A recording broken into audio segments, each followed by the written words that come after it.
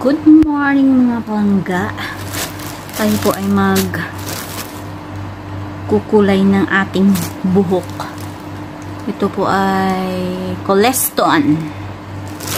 Tapos yung kulay niya is Brazil nut. Try natin. Kasi yung ating buhok ay marami ng puti. Dahil tayo po ay matanda na. Kung tayo ay matanda na, ang buhok mo ay maputi na, kailangan mong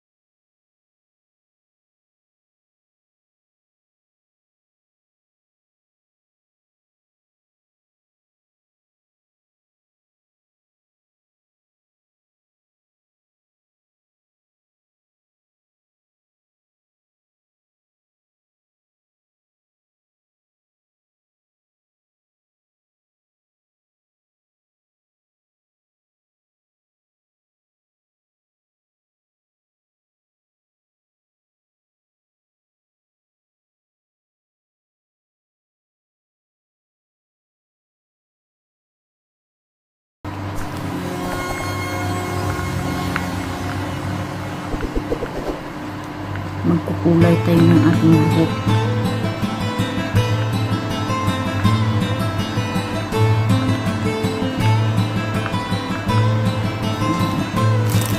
Tapos na siyang na-mix. Ito iharap. Hello! Good morning. Hello, hello. Hindi nyo naman makita. Ayan.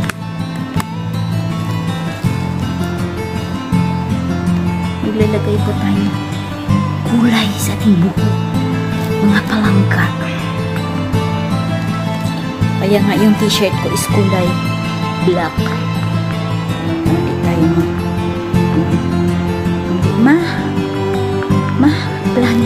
magmancha sa ating buhok. Kung maganda ba yung result nito, mga palangka.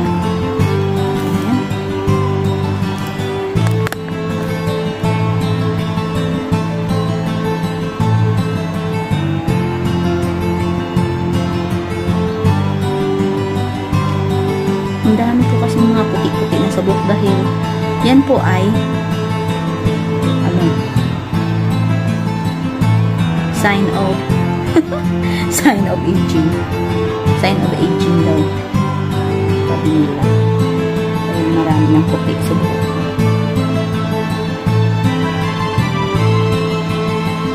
Dati, yung mga uga ko mga binabot, nilalagyan ko ng ganito. Kasi yung buhok niya kulay puti na lahat. Ngayon, wala na mapaglagyan. Tayo na mag-apply. Wala kasi yung kami amon.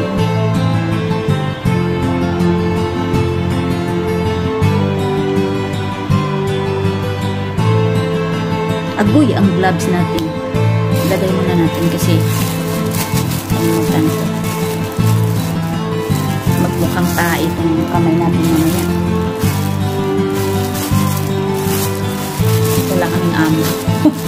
Kararating lang namin, galing kami sa kabilang bahay.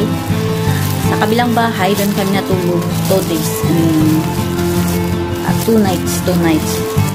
Shout out kay Honey 129 vlog. Sorry talaga, hindi ko alam na inaksit mo pala talaga ako sa yung nakita ko dun sa title ng live stream. Sabi ko, magsabi lang ako sa'yo, willing ako na magka-interview, pero magsabi ako, di ba nagsabi ako dun sa comment section na huwag mo na ngayon. Pumunta kami sa kabilang bahay, pumunta kami dun sa bahay ng anak ng anak ko. Kaya ayun, hindi ko nakita kasi na-busy kami, linis mo. Hindi linis na nag-impake kasi sila ng mga bag. Dahil kinabukasan, naaga silang lumuwas papuntang Oman. Kaya ayun, hindi talaga ako nagsilip sa live stream mo palangga. Nag-comment ako dun sa kung nag-live ka na in-interview mo si Kuya Jerry Vlog. Sorry talaga. Next time magsabi talaga ako, pero ewan ko mamaya free ako kasi kami lang dito. Pero bukas naman ang alis kami. Hindi pwede.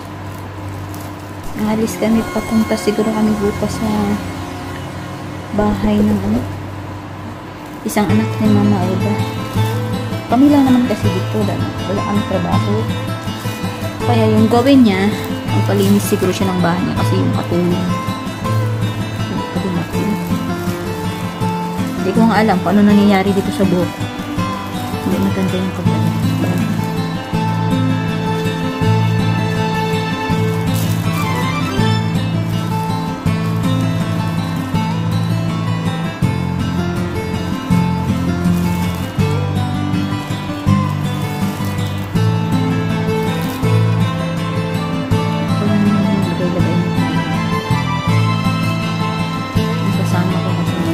Kausap sa cellphone. Pwedeng utusan. Makahiya kaya. Utusan na ako. Pero wag ako mag-utos.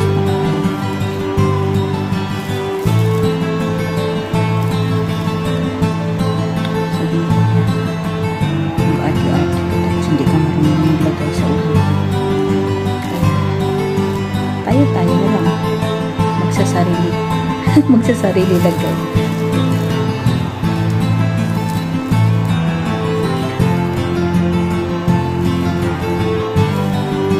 Diba?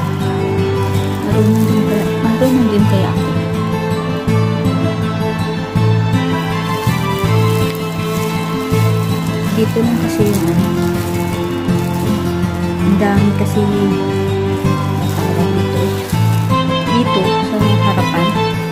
Pag mag-ano ako, mag-supply, makikita ko yung kulay puti. Yan po yung sign na tayo, ano na tayo,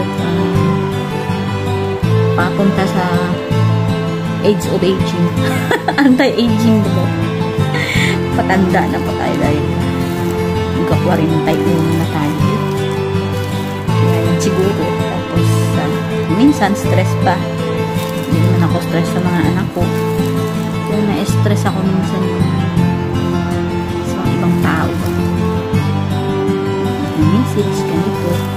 Maka-stress lang. Sa hindi kong pamilya. Friends ko. Sabi ko sa sarili ko, ba't naman ako ma-stressin mo? Bahala kayo dyan sa buhay niyo. Sorry Lord. Sunday pa naman ngayon. Sunday ngayon, pero ito yung ginagawa ni Jim. Ang aga ko pa kayo nag-worship kanina, Lord. Tapos, salamat dahil tayo kayo gising. Thank you, Jesus. Kaya araw na gising mo ako. Binibigyan ng panibagong araw, panibagong lakas. Thank you, Lord.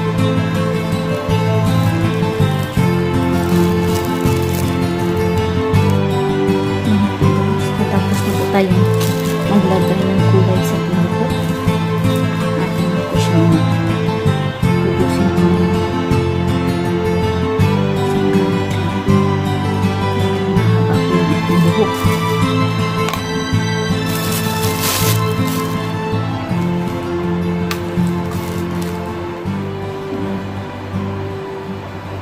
Nakalanggan.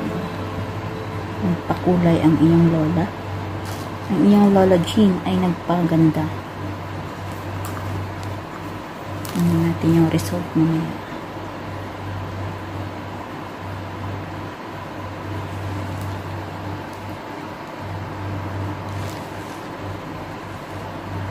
Ayan. Diba kahapon nagkulay ako na aking buhok. Yan po yung kanyang result. Hindi siya makita brown. Pero next siguro nga ano.